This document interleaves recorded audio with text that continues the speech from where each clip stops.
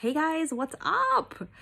So hey, it's Thursday. I wanted to get on here and chat with you guys about meal planning and see where you are at with getting ready for your eating for next week. You'll see I'm on my bed today because I am hiding from my kids. They are being really extra today. So it's really hard for me to get work done this morning. But anyway, so meal planning, right? It's really important that meal planning is enjoyable for you. There are people who will plan their meals a month in advance and they'll, buy food, make it, freeze it so that it is ready and something that they're not having to think about. There are people who, go shopping on a Sunday and will come home and cook their meals and have them ready for the week. There are people who prefer to wing it and, go shopping on the day of and decide what they're going to eat. I think what is effective behind meal planning is doing what works for you, what is enjoyable for you.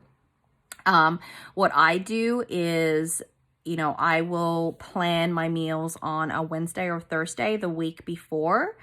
So I will write my grocery list on a Thursday, and then Friday, Saturday is usually my shopping day. With quarantine, I use Instacart, but there are sometimes when I will just go ahead and go to the grocery store, especially I'm really picky with my produce. So I will usually go to like a produce store versus a supermarket just to make sure that I'm buying organic and my fruits and vegetables are not bruised and so on, because sometimes through Instacart that happens.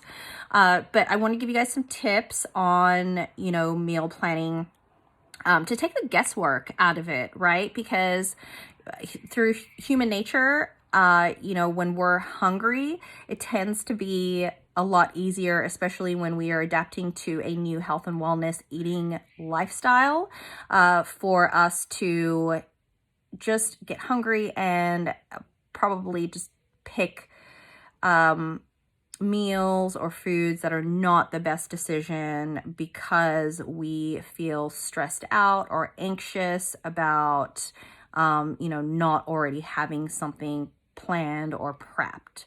So, if you are advanced planning, I recommend looking at different recipes, right? If you have the time and you are pre-planning, look at recipes, look at different meal choices so that you start developing foods and meals recipes that you like, right? That could possibly become your staple, or in addition to your list of staples that you have. Find a place to create or save recipes. I have a folder in my email. I also have a section in my notes where I save my recipes so that it's really easy for me to pull them up.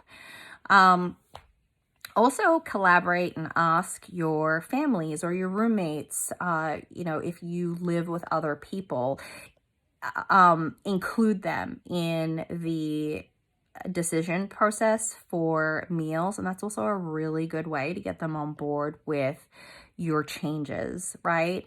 Sometimes we have families that are not necessarily supportive for various reasons.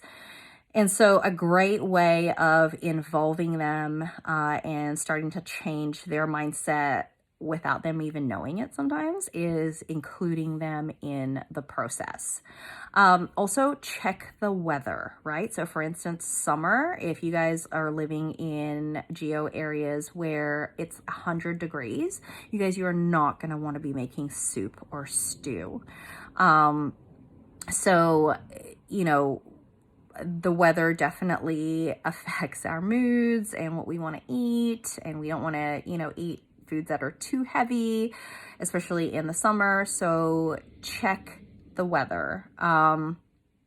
Also, start a calendar. On my family calendar, So today I will go and write our meals for the next week so that my family is also anticipating. They know what we're gonna eat. I have really, two of my kids are very picky. And so them anticipating knowing what we're going to eat helps to get them into the mindset. And they actually check that calendar because, you know, they want to know what we're eating. You could also go with theme nights. Every week we have taco night and we have a pizza night. On pizza nights, I know that I need cauliflower based, and, you know, we do thin crust for my husband and my boys so that they're not overloading on carbs from, you know, a regular pizza base. Also choose a shopping day, right? So my day is either a Friday or Saturday. It really depends on what I have going on with work, but I know Friday or Saturday I'm going to be shopping. And make a shopping list. One of the worst things that I believe that you could do when you are on a weight loss journey is go grocery shopping without a shopping list. Not only do you, one, you leave yourself open to adding foods that you do not need to be including, and you also end up spending a lot more money. So you want to be intentional when you are going to the grocery store. Also, through grocery store apps these days, you can check what is on sale. You know, organic foods are always on sale.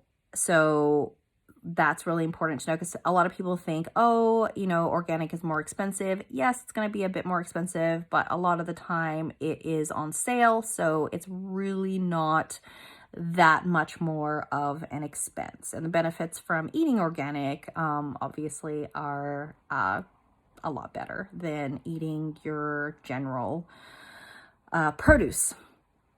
Plan for leftovers. So in my meal plans, people will always see when I share my meal plans that what I have for dinner the night before is usually my lunch the next day. And this just cuts out the time that I have to spend cooking. It cuts out the guesswork. It makes it very easy.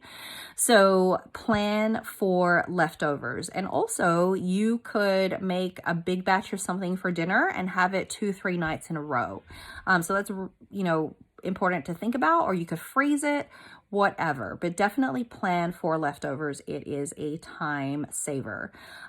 Plan to freeze food. So make sure you have your freezer bags. Make sure you understand, you know, portions. And so if you're buying ground beef in, you know, large portions, make sure you know how to separate that out, like per pound or a pound and a half, depending on, you know, per meal, how much you need to cook for yourself or you and your family. Try not to overstuff your refrigerator. Here's the problem with overstuffing your refrigerator. You get things stuck in the back of the refrigerator, or there's just so much food in there that you forget and it becomes wasteful.